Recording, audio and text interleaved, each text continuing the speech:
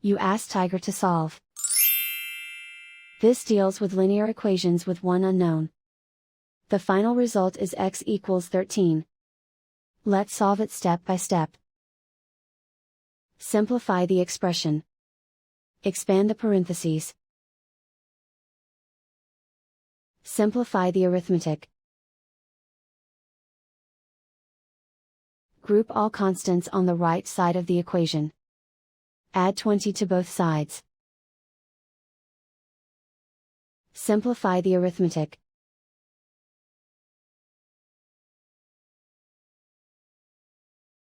Isolate the x.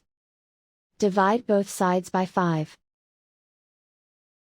Simplify the fraction. Find the greatest common factor of the numerator and denominator. Factor out and cancel the greatest common factor.